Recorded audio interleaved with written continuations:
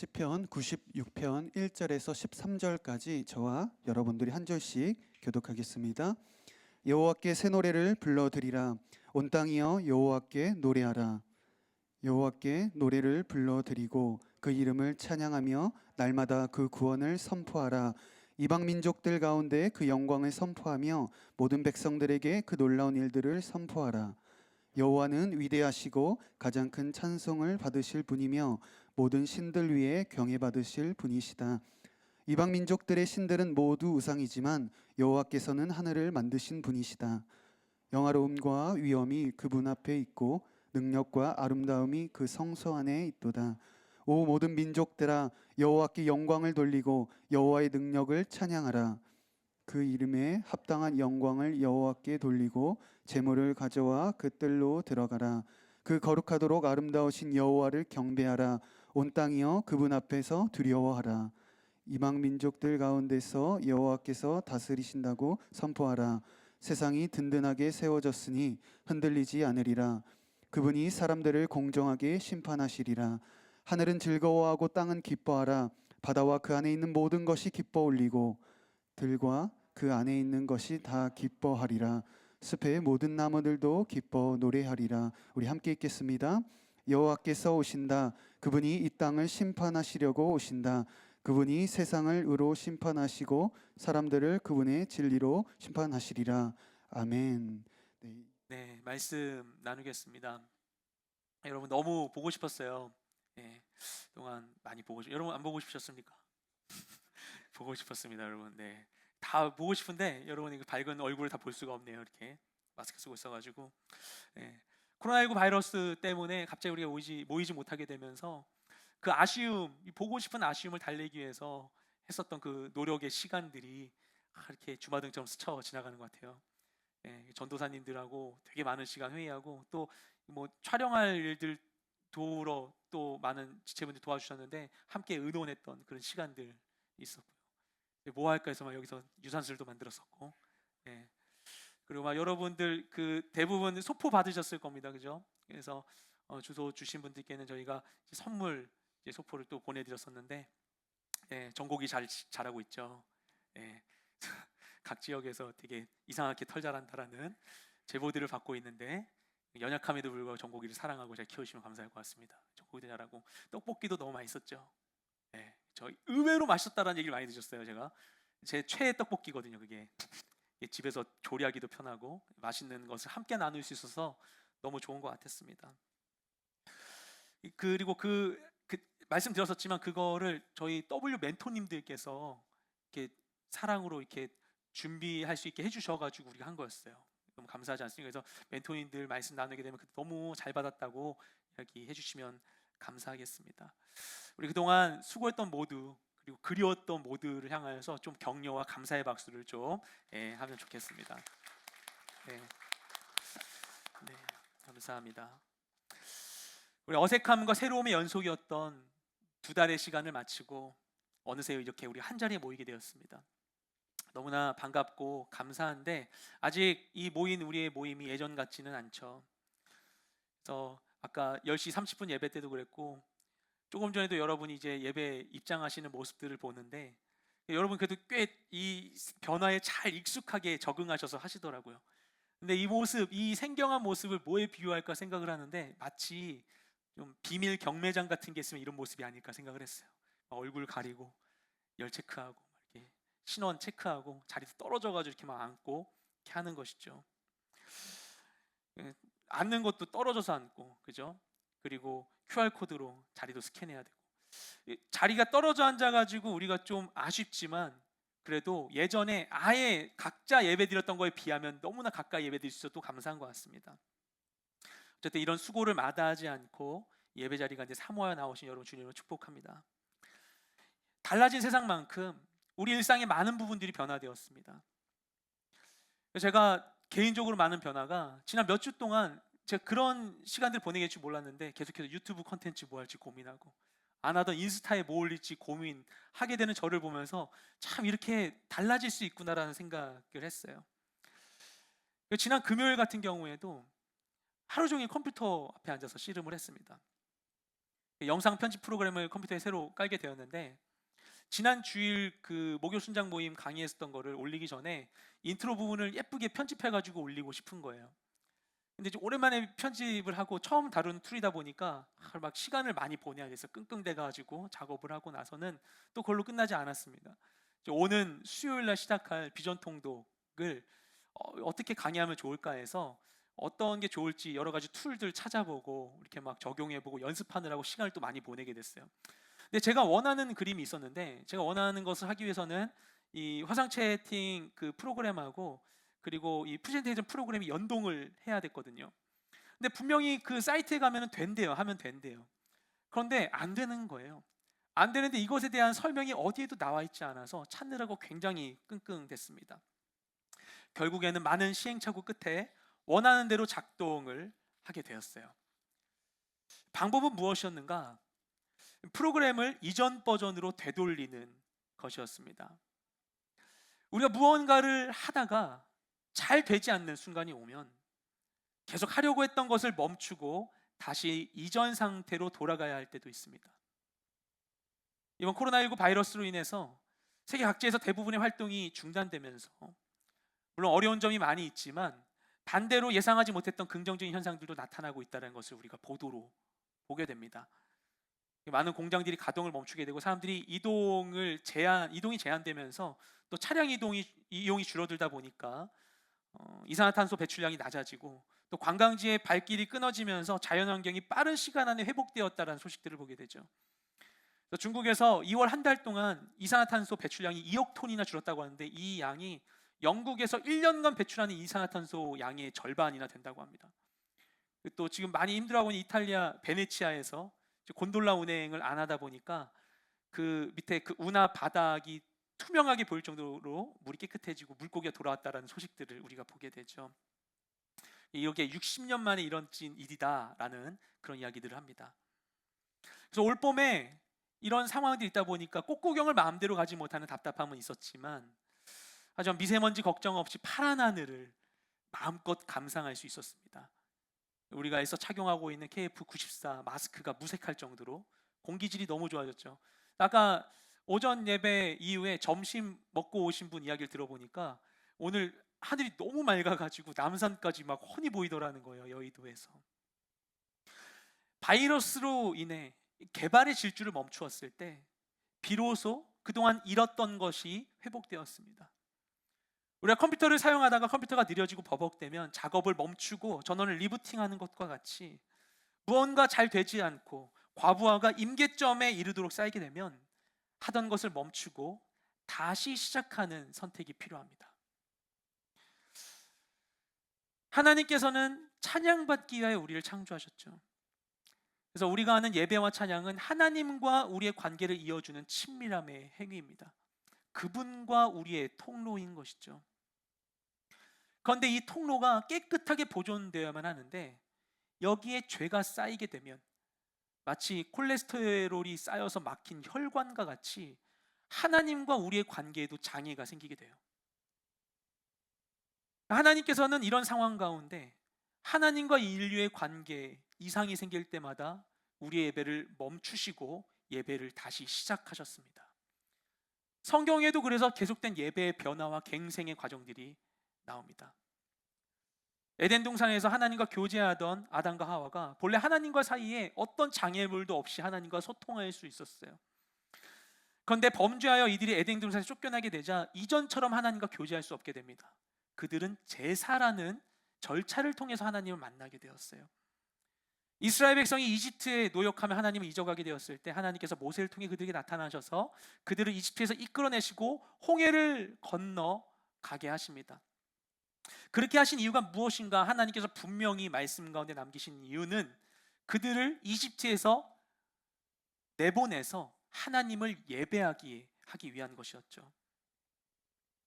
이스라엘 백성이 가나안을 정복하고 왕국을 세워서 안정되었을 때에는 하나님께서 그분이 택하신 땅, 그 예루살렘 가운데 성전을 세우게 하십니다. 그래서 광야의 성막 중심으로 드리고 있었던 예배가 성전 중심의 새로운 예배로 변화되게 해주셨던 것이죠. 하지만 그들이 하나님을 잊고 이방신을 섬기며 사치와 향락에 젖어서 죄악에 물들어갈 때 하나님께서는 그들에게 경고의 메시지를 보내십니다. 우리 이사야서 1장 13절 말씀을 함께 읽겠습니다. 시작. 헛된 재물을 다시 가져오지 말라. 분향은 내가 가증히 여기는 바요, 월삭과 안식일과 대회로 모이는 것도 그러하니 성회와 아울러 악을 행하는 것을 내가 견디지 못하겠노라. 아멘. 그리고 결국 하나님은 그들의 예배를 멈추십니다. 하나님의 성전이 무너지고요, 이스라엘 백성은 바벨론의 포로로 끌려갑니다. 이방신을 섬기는 자들에게로 끌려갑니다. 그리고 하나님께서는 포로되었던 백성을 결국 다시 고토로 이끄시고 새로운 성전을 짓게 하시고 새로운 예배를 시작하게 하세요. 그래서 그들이 오랜 시간을 거쳐서 이전에 예배했었던 그 장소에 와서 이전처럼 예배하게 되는데, 같은 장소에 와서 다시 예배하지만 다시 드리는 그들의 찬양이, 그들의 고백이 분명히 이전과는 달라지게 되었을 것입니다. 오늘 본문은 시편 96편이죠. 이 시편 96편은 제목이 없고 저자가 불분명한 시입니다. 그런데 오래전에 구약 성경을 헬라어로 번역하는 70인역을 보면 거기에 나와 있는 표제가 있어요. 그 내용은 무엇인가 하면 포로 이후 그 집이 지어질 때 다윗의 시입니다. 이 표제의 내용을 해석하자면 일단 이 시는 누가 지었는가? 다윗이 지었다는 것이죠. 저자는 다윗입니다. 그런데 이것이 언제 불려지고 기록된 것인가? 그 시점을 포로 이후라고 이야기합니다. 그러니까 바벨론에서 이스라엘 백성이 귀환한 후에라는 것이에요. 그리고 이어서 그 집이 지어질 때라고 얘기하죠.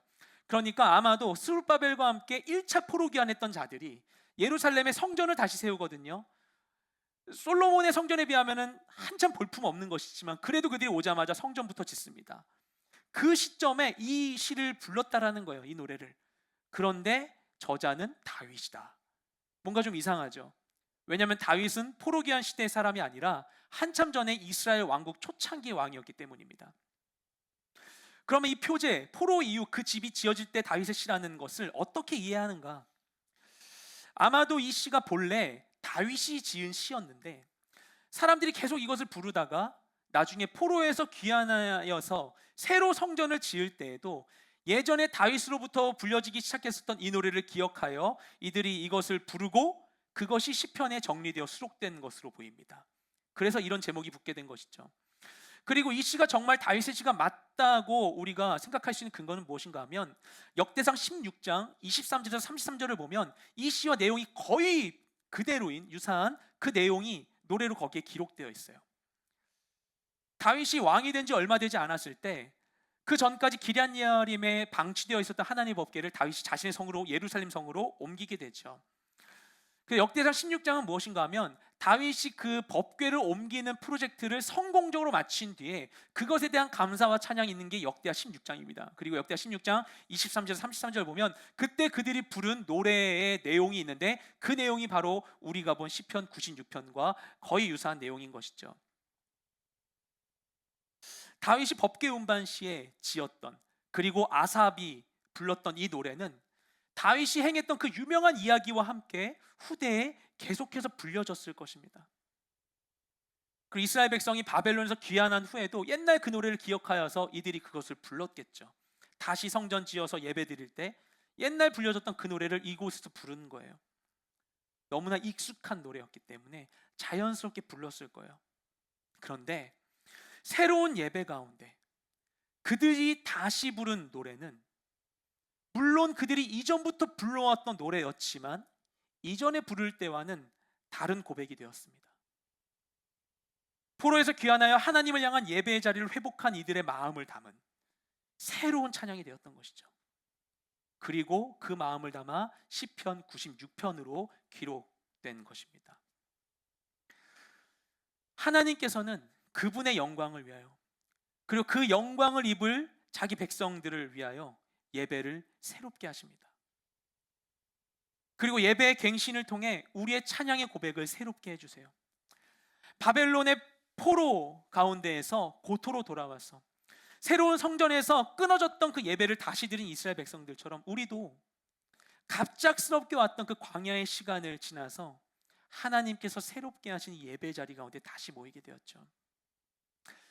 그리고 다시 드리게 된 현장 예배 가운데 많은 것이 너무나 달라졌습니다. 예배 시간도 달라지고 좌석도 달라지고 입장하는 절차도 달라지고 풍경들이 이전 같지 않습니다.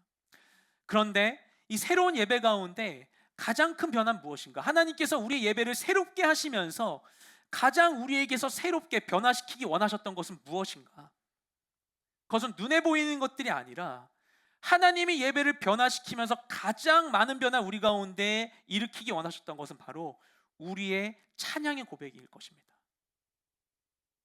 이 새로운 일들을 통하여서 하나님을 향한 우리의 고백이 새로워지도록 도와주신 것이죠. 이 새로운 예배와 함께 하나님이 우리의 찬양을 어떻게 변화시키시는지 오늘 말씀을 통해 우리가 함께 살펴보길 소망합니다. 하나님은 우리의 찬양을 어떻게 변화시키시는가? 첫째, 찬양의 대상입니다. 우리 1절부터 3절 말씀을 함께 읽겠습니다. 시작. 여호와께 새 노래를 불러드리라. 온 땅이여 여호와께 노래하라. 여호와께 노래를 불러드리고 그 이름을 찬양하며 날마다 그 구원을 선포하라. 이방 민족들 가운데 그 영광을 선포하며 모든 백성들에게 그 놀라운 일들을 선포하라. 아멘. 우리가 예배를 드릴 때 예배에는 많은 요소들이 포함됩니다. 예배의 시간과 장소가 있고요. 예배 드리는 사람들이 있고요. 순서와 프로그램과 다양한 섬김들도 있고 여러 가지 기물들도 있죠. 그런데 예배를 구성하는 이 수많은 항목들 가운데서 반드시 있어야 하는, 절대 빠져서는 안 되는 한 가지가 무엇인가 한다면 그것은 바로 예배의 대상입니다. 예배라는 것 자체가 누군가를 높이는 행위이기 때문에 예배의 대상이 없다면 예배 자체가 성립할 수가 없는 것이죠. 이스라엘의 예배에 있어서 가장 문제가 되었던 부분 역시도 이 예배의 대상에 대한 문제였어요. 이들은 너무나 쉽게 많은 경우에 하나님을 다른 대상으로 대체하곤 했습니다. 처음 출애굽해서 시내산으로 가게 된 이스라엘 백성들, 홍해를 건너서 이들이 먼저 가게 됐고 시내산이었습니다. 왜냐하면 하나님께서 이들에게 새로운 광야 생활 또는 새로운 가나안으로 이들을 이끌기 전에 가장 먼저 이들을 새롭게 하셔야만 했거든요. 시내산에서 이들에게 율법을 내려주시고 이들과 언약을 맺으십니다. 이 일을 위하여서 모세가 시내산 위로 올라가요. 근데 모세가 바로 내려오지 않자 이들이 조급해집니다. 이들은 모세의 부재가 마치 하나님의 부재처럼 느껴졌어요. 눈앞에서 하나님의 역사하심을 목도하고도 이들은 아직 하나님을 알지 못했습니다. 그래서 아론에게 몰려가서 요구합니다. 자, 일어나서 우리를 앞서서 갈 신을 만들어 주십시오. 이렇게 이야기합니다. 왜냐하면 그들이 이집트에서 봐왔던 게 그거였거든요. 신을 만드는 것. 그러자 아론은 그들에게서 금귀고리를 모아서 녹여서 금송아지를 만들고 사람들에게 이야기합니다. 너무나 놀라운 이야기를 해요. 이것이 너희를 이집트에서 이끌어낸 너희 신이다. 이들은 그래서 바로 금송아지가 자기들이 이끈 신이다, 하나님이다라고 생각하면서 그 앞에 경배하게 됩니다. 말도 안 되는 일이죠. 자신들이 실제 경험한 일이 어떻게 지금 내 손으로 만들어낸 저 조각품이 한 일이라고 할 수 있겠습니까? 근데 이런 영적 흐름이 이후에도 반복됩니다. 솔로몬 이후에 이스라엘이 분열하는데, 이스라엘 분열을 시켰던 북이스라엘 첫 번째 왕이었던 여로보암이 왕이 됐는데, 왕이 되고 나니까 내가 다스리고 있는 북이스라엘 사람들이 국경을 지나서 남유다에 있는 예루살렘으로 예배하러 가는 거예요. 그게 너무나 싫은 거예요. 그래서 무엇을 하는가 하면은 북이스라엘의 북쪽 끝과 남쪽 끝에 있는 단과 부엘세바에 각각 금송아지를 만듭니다. 과거 아론이 그랬듯이. 그런 사람들에게 이야기해요. 이것이 너희의 조상을 이집트에서 이끌어낸 너희 하나님이다. 그러자 사람들은 그 말을 믿고 그 금송아지를 섬기게 됩니다. 무서운 일이죠. 하나님에 대한 그들의 무지가 헛된 예배를 하게 만들었던 것입니다. 하나님은 이것을 절대 원치 않으셨어요. 하나님은 예배가 온전케 되길 원하셔서 10계명의 처음부터 이렇게 이야기하십니다. 우리 출애굽기 20장 2절부터 7절 말씀을 함께 읽겠습니다. 시작. 나는 너를 이집트에서 종살이하던 집에서 이끌어낸 내 하나님 여호와다. 너는 내 앞에서 다른 어떤 신도 없게 하여라. 너는 너 자신을 위해 하늘에 있는 것이나 땅에 있는 것이나 물속에 있는 것이나 무슨 형태로든 우상을 만들지 마라. 너는 그것들에게 절하거나 예배하지 마라. 내 하나님 나 여호와는 질투하는 하나님이니 나를 미워하는 자들에 대해서는 아버지의 죄를 그 자식에게 갚되 3, 4대까지 갚고 나를 사랑하고 내 계명을 지키는 자들에게는 천대까지 사랑을 베푼다. 너는 내 하나님 여호와의 이름을 함부로 들먹이지 마라.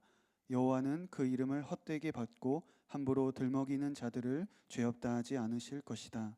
아멘. 하나님 이스라엘 백성에게 절대 헛된 예배를 드리지 말라고 말씀하십니다.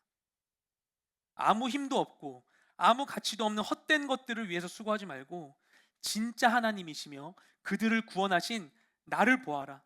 자기 자신을 보라고 말씀하십니다. 이스라엘 백성들이 금송아지가 자신들을 구하는 하나님이라고 숭배했지만 절대 그 조각품이 그들의 하나님이 될 수는 없었죠. 그런데도 그들은 하나님을 자기 편의대로 가공했습니다. 그리고 자기 자신을 위해 예배했어요. 하나님을 제쳐두고 엉뚱한 것을 숭배하면서 인간적인 만족을 얻는 데 그쳤습니다. 그런데 우리가 예배를 드리는 것, 하나님이 예배를 하게 하신 것은 기본적으로 예배를 드리는 나를 위한 게 아니라 예배를 받으시는 하나님을 위한 것이죠. 결국엔 장소의 문제도 아니에요. 그렇죠? 요한복음에서 예수님께서 수가성 여인을 만나서 이 산도 아니고 예루살렘도 아니고 너희가 참으로 예배할 때가 오느니 곧 이때다. 하나님은 영과 진리로 예배하는 자들을 찾으신다 말씀하시죠. 그러니까 하나님은 장소의 문제도 아니고 결국에는 하나님께 그분을 향하여 온전한 예배를, 그분을 바라보며 예배하는 것을 너무나 원하신다는 것입니다. 그렇게 될 수 있도록 하나님은 계속하여서 그 예배를 갱신시켜 오신 것이죠. 그래서 우리가 그 하나님을 바라볼 때, 그 하나님께 예배할 때 그 하나님을 향하여서 어떻게 예배해야 되는가? 방금 읽은 1절 말씀을 보면 새 노래로 찬양하라고 이야기합니다. 이 새 노래라는 것이 말 그대로 새로운 가사나 멜로디나 새로운 형식의 노래일 수도 있어요. 그런데 이전에 이미 있었던 새롭지 않은 노래를 부른다 할지라도 어떤 경험을 가지고 어떤 마음으로 부르냐에 따라서 전혀 다른 노래가 될 수 있죠. 우리가 날마다 변화하는 세상을 살고 있지 않습니까? 우리의 시간은 경험이 축적되어서 우리는 언제나 어제와 다른 오늘을 살아가게 돼요. 오늘의 나는 늘 어제와 다른 존재들이죠. 그런 우리의 마음과 고백 역시도 늘 달라질 수밖에 없습니다. 그래서 같은 찬양을, 예전의 찬양을 부른다 할지라도 언제 어떤 상황에 부르냐에 따라서 전혀 다른 은혜를 주게 됩니다. 성경을 읽을 때도 마찬가지죠. 성경을 다시 읽게 되면 예전에 읽었던 말씀인데 이해하지 못했던 것이 지나고 나면 이해가 되고 전혀 다른 의미로 오게 되기도 합니다. 우리가 달라지기 때문에 그래요.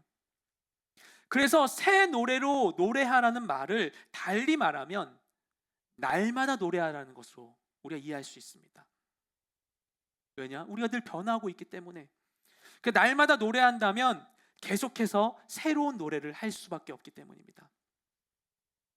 그래서 어떤 상황이 있을지라도 늘 이전과 다른 변화하는 현실을 살지라도 변함없으신 한 분 하나님께 그때그때 마음을 담아서 신선하고 따끈한 고백을 올려드리는 우리 모두가 되길 소망합니다. 또 하나님께서 우리의 찬양을 어떻게 변화시키는가? 둘째, 찬양의 내용입니다. 우리 4절부터 6절 말씀을 함께 읽겠습니다. 시작. 여호와는 위대하시고 가장 큰 찬송을 받으실 분이며 모든 신들 위에 경외 받으실 분이시다. 이방 민족들의 신들은 모두 우상이지만 여호와께서는 하늘을 만드신 분이시다. 영화로움과 위엄이 그분 앞에 있고 능력과 아름다움이 그 성소 안에 있도다. 아멘. 포로에서 귀환한 이스라엘 백성은 다윗의 고백을 빌려와서 이렇게 찬양합니다. 여호와는 위대하시다. 그분은 가장 큰 찬송을 받으실 만한 분이다. 그분은 모든 신들 위에 경외 받으실 분이다. 이방 민족들의 신들은 헛된 우상이다. 하지만 여호와는 하늘을 만드신 분이시다. 이분에게는 영화로움과 위엄이 있고 능력과 아름다움이 그분의 성소 안에 있다. 아멘. 이 고백을 그들이 이전에도 했을 거예요. 그죠? 어떤 이들에게는, 왜냐하면 이게 다윗이 지었던 노래가 계속 불려졌던 것이기 때문에 어떤 이들에겐 그냥 친숙한 노래, 늘상 해왔던 종교적이고 상투적인 뻔한 그런 고백일 수도 있습니다. 그런데 그랬던 그들이 바벨론의 포로를 경험하고 돌아와서 다시 이 노래를 불러보니 그 의미가 이전과는 너무나 달랐던 거예요. 왜냐하면 그들이 그 찬양 속에, 그 가사 속에 기록되어 있는 하나님을 친히 경험했기 때문입니다. 이전에 이스라엘 백성들은 솔로몬의 성전이 바벨론 침략으로 파괴되고 자신들이 포로로 끌려가면서 심각한 혼란에 빠졌었습니다. 그들의 고민은 이것이었어요. 우리가 믿는 하나님은 계시지 않는 걸까? 하나님, 우리와 함께하지 않으시는 걸까? 아니면 우리 하나님이 정말 저 바벨론의 신 마르둑보다 약한 것일까? 솔로몬의 성전의 붕괴와 함께 그들의 세계관과 하나님을 향한 신뢰가 깨지면서 그들은 혼란스러운 시간을 보내야 했습니다. 하나님께서 이미 이스라엘이 멸망하기 전부터 이들을 위해서 여러 선지자들을 통해서 이런 일들이 있을 것을 말씀해 주셨지만 선지자들의 얘기를 들으면 그들은 전혀 와닿지 않았었어요. 어떤 말씀들은 들어도 또는 깨달아도 마음에 와닿지 않는 부분들도 있었을 것입니다. 그런데 정말로 이사야 선지자가 과거에 예언했던 것처럼 이사야 44장 45장의 말과 예언됐던 것과 같이 정말로 고레스라고 이름 불리는 왕이 세워져서 그가 이들을 고토로 복귀하도록 해준 거예요. 또한 예레미야 선지자가 25장 11절 말씀 가운데 얘기했던 것처럼 첫 번째 포로가 끌려간 때로부터 정확히 70년 만에 첫 번째 포로 귀환이 이루어지게 되었던 것이죠. 이 말씀이 삶 가운데 정말 실제로 일어나게 되는 것을 이들이 경험하면서 이게 도저히 인간의 힘으로 할 수 없다라는 것, 오로지 살아계신 하나님만 하실 수 있다는 것을 이들이 깨닫게 됩니다. 정말 하나님은, 우리의 하나님은 살아계시고 이분은 열방을 통치하시는 분이시구나, 이분이 바벨론의 신보다 높으신 분이시구나 라고 이들이 깨닫고 고백할 수 있게 된 것이죠. 그래서 그들이 이와 같이 하나님께 찬양합니다. 하나님 찬양 받으셔야 하는데 하나님 어떻게 찬양 받았냐면은 가장 큰 찬송이 있다면 가장 큰 찬송을 받으셔야 합니다. 가장 큰 찬송이라는 말이 최상급이지 않습니까? 그럼 비교 대상이 있는 거예요. 본문을 보면 다른 신들이라고 얘기합니다. 다른 모든 신들보다 주님은 더 찬양 받으셔야만 합니다. 우리가 기뻐하고 경배하는 그 무엇보다도, 그 나라, 어떤 나라에 있던 어떤 신보다도, 돈보다, 명예보다, 지위보다, 사람들의 인정보다, 성공보다 그 무엇보다도 하나님은 높으신 분이시다라고 고백하게 되는 것이죠. 바벨론 사람들은 이스라엘 멸망시키면서 자신들의 신 마르둑을 칭송했습니다. 자기들의 신이 저 유대인들의 신을 이겼다고 우쭐대고 있었어요. 하지만 하나님의 역사하심 가운데 그 위대했던 바벨론이 순식간에 무너지고 말았습니다. 그리고 이들이 하나님의 구원을 경험하고 나니 진실이 선명하게 보이는 거예요. 마르둑 신을 자랑하던 바벨론도 결국엔 멸망하는 것을 이들이 깨닫게 되었죠.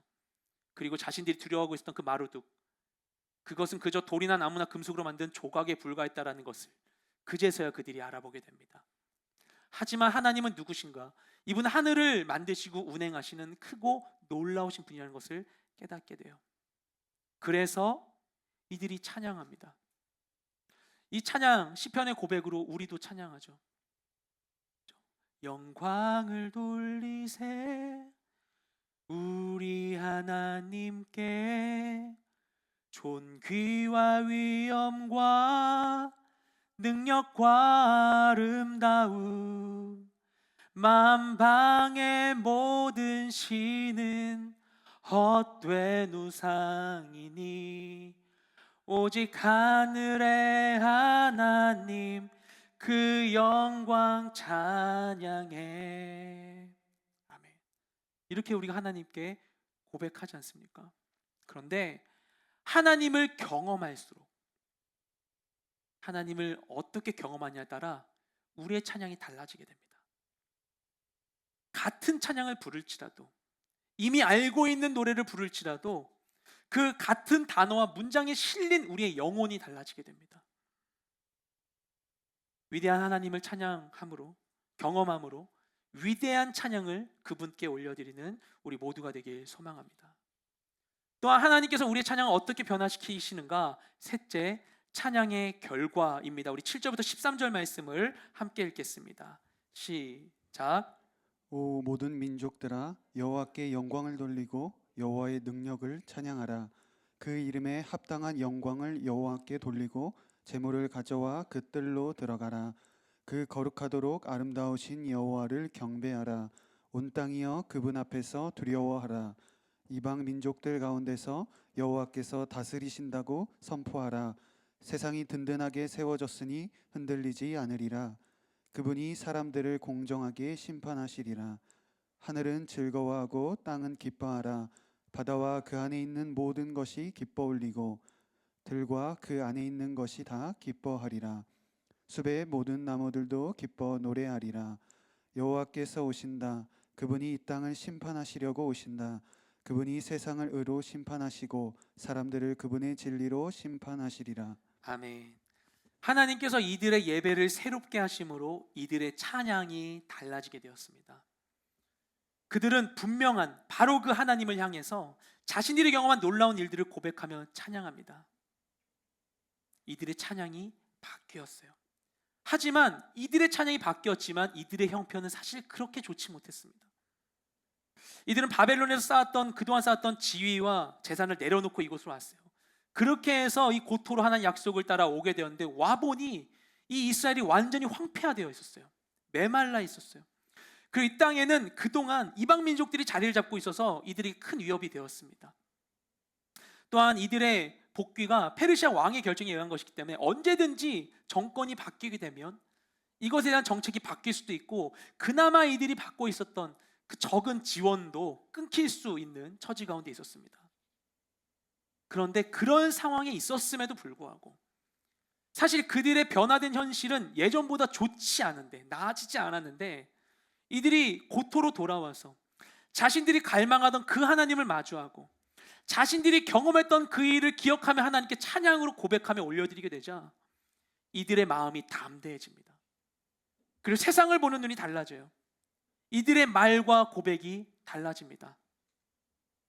결국 찬양이 달라지면 그 영혼도 달라지고 그 삶이 변화되는 것입니다. 그래서 이들이 열방을 향해 담대히 선포합니다. 방금 읽은 말씀 보면 7절부터 10절까지는 모든 민족을 향해서 이들이 굉장히 작은 민족임에도 불구하고 다른 모든 민족을 향하여서 여호와를 찬양하라고 담대히 외칩니다. 11절 12절 말씀을 보면 하늘과 땅과 바다와 그 안에 있는 모든 피조물을 향하여서 기뻐하라고 외칩니다. 하나님의 그 능력을 경험하니까 그들의 찬양의 내용이 달라질 뿐만 아니라 세상을 보는 관점이 달라지게 되었어요. 그리고 모든 민족과 모든 피조물의 존재의 이유를 이들이 드디어 깨닫게 되었어요. 이 모든 것들, 그동안 익숙했던 모든 것들 다 하나님이 지으신 게 맞구나. 그분이 통치하고 계시는구나. 그래서 이것들이 존재하는구나. 그래서 이런 일들이 있었구나. 이렇게 고백하게 되는 것이죠. 그래서 우리가 바벨론 포로로 끌려갈 수 있었던 거구나. 그리고 다시 돌아올 수 있었구나. 마치 사도행전 4장에서 베드로와 요한이 감옥에 붙잡혔다가 풀려난 것을 보게 되자 예수님의 제자들이 시편 2편을 인용하면서 고백하죠. 하나님, 그렇군요. 헤롯과 본디오 빌라도가 그때 하필이면 같이 예루살렘에 있었던 거, 그리고 그들의 결정에 의하여서 우리 사랑하는 예수님이 순식간에 십자가 달려 돌아가시겠던 그 모든 비극적인 일들도 다 하나님이 예비하신 것이었군요. 이런 상황들 가운데 우리가 지금 두려워하고 있지만 하나님 우리와 함께하고 계시는군요 라고 그들이 그 놀라운 일들 가운데에서 하나님께 고백하게 되죠. 하나님을 경험할 때 그 경험으로부터 세상 만물을 보는 기준이 달라지게 됩니다. 우리의 눈이 새로워지게 돼요. 나의 과거의 사건에 대한 해석이 달라지게 됩니다. 그리고 미래에 대한 기대가 달라집니다. 절망과 두려움이 아니라 소망과 기쁨으로 우리의 삶을 살아갈 수 있게 되는 것이죠. 하나님이 진짜 왕이시기 때문에 그분이 다스리고 통치하시면 절대 실패하지도 억울하지도 않을 것이라 믿고 나아갈 수 있게 되는 것입니다. 우리에게 앞으로도 다른 고난이나 위기가, 더 많은 고난 위기가 닥칠 수 있습니다. 하지만 이를 통해 우리가 하나님을 경험할수록 그리고 경험한 하나님에 대해서 우리가 경험한 것에 대해서 하나님께 찬양을 올려드릴수록 우리의 찬양의 고백이 날마다 달라지고 또한 우리의 삶이 변화될 것입니다. 오늘 우리가 2달 만에 다시 이 자리에 모여서 예배하게 되었어요. 다시 모인 이 자리에서 예전의 찬양을 다시 부르게 되었을 때 여러분의 마음이 어땠습니까? 하나님은 우리의 찬양을 새롭게 하길 원하세요. 우리는 그냥 익숙함 가운데서 모르고 지나쳤었던, 쌓이고 쌓였던 하나님과 우리 사이를 막고 있는 장애물들이 하나님의 눈에 날마다 거슬릴 수밖에 없는 거예요. 저도 아직 경험해보지 못했지만 부모님들이 애들이 크면은 집에 오자마자 인사도 안 하고 방에 들어가 문 콱 닫는 것이 그렇게 마음에 상처가 된다고 하죠. 자녀에게는 아무렇지 않은데 부모에게는 너무나 그것이 아프게 되는 일이죠. 하나님은 계속해서 보셨을 거예요. 그분과 우리 사이에 가로막는 모든 것, 우리의 시야를 뿌옇게 했었던 그 모든 먼지들, 하나님 그것을 새롭게 하길 원하십니다. 예전에 대학부 최성민 목사님이 해줬던 이야기인데요, 한 대학부 지체가 8주 만에 17kg이나 감량을 했대요. 그리고 아주 오랜만에 그동안 끊었던 소금기 있는 음식을 오랜만에 먹었는데, 그때 느낌이 마치 소금 결정 하나하나가 혀에 느껴지는 것 같았다고 이야기를 합니다. 이 결핍이 감각을 새롭게 하는 것이죠. 여러분 그렇게 해보셨는지 모르겠지만 낮에 공원에 가서 한가로운 공원 벤치에 앉아서 눈을 감아보면요, 눈을 뜰 때와는 전혀 다른 세계를 경험하게 됩니다. 눈을 떴을 때는 인식하지 못했던 소리들, 그리고 피부를 간지르는 그 바람의 그 움직임들, 그리고 부드러운 햇살의 온기와 그리고 인식하지 못했던 냄새들도 느낄 수 있게 되는 것이죠. 우리에게 익숙한 감각을 차단하게 될 때, 그때 비로소 다른 감각들이 살아나게 됩니다. 그리고 하나의 감각을 닫는 것만으로도, 익숙한 감각이 차단되었음에도 불구하고 오히려 더 풍성한 시간을 갖게 됩니다. 우리에게 주어졌던 영적 광야의 시간은 메말라 있었던 우리의 영적인 감각을 깨워서 회복시켜서 오늘 우리의 예배와 찬양을 더욱 풍성하게 할 것입니다. 하나님께서 허락하신 새로운 예배 시간을 통해서 그동안 너무나 익숙해졌던 것들, 타성에 젖어 있었던 우리의 모든 예배와 우리 삶의 모든 가치와 의미들을 회복시키고 다시 부르는 노래 속에서 이전과 다른 찬양의 고백을 하나님께 올려드리는 우리 모두가 되시기를 주님의 이름으로 축복드립니다. 이 시간 기도하겠습니다. 거룩하신 하나님 감사드립니다. 우리를 다시 이 자리 가운데 모여 예배하게 하심을 감사드립니다. 우리가 준비되지 못했던 낯설은 시간들을 보내게 되었지만 주님, 그 시간들을 통하여서 어쩔 수 없이 그 누구도 거부할 수 없고 피할 수 없는 이 광야의 시간을 우리 모두가 걷게 하심으로 그동안 너무나 익숙했었던 우리의 모든 감각들과 삶의 모든 것들을 새롭게 하여 주심을 감사드립니다. 우리에게 있었던 이 예배가, 우리에게 있었던 이 공동체가, 우리에게 있었던 이 사람들이 얼마나 소중한 것이었는지, 그리고 하나님 나와 함께 하신다는 것이 나의 삶에 어떤 의미였는지를 우리가 다시 발견하고 되새길 수 있도록 도와주심을 주님 감사드립니다. 익숙함에 무뎌지고 타성에 젖어 있었던 우리 모든 찬양의 고백과 우리 예배를 주님 새롭게 하여 주시옵소서. 그 모든 것들을 주의 볼로 정결하게 씻어 주시옵시고 그 가운데 새살이 돋듯이 새순이 돋아나듯이 우리 삶 가운데 새로운 찬양과 고백들이 다시 일어나게 하여 주시옵시고 하나님의 관계가 온전히 회복될 수 있도록 주님 우리 가운데 역사하여 주시옵소서. 허락하신 모든 시간 가운데 그와 같이 합당한 예배를 올려드리는 우리 모두가 될 수 있기를 원합니다. 주님, 모든 삶의 자리 가운데 나와 동행하여 주시옵시고 우리 모든 삶의 찬양의 고백을 받아 주시옵소서. 감사드려 우리 모든 기도를 살아계신 예수님의 이름으로 기도드렸습니다. 아멘.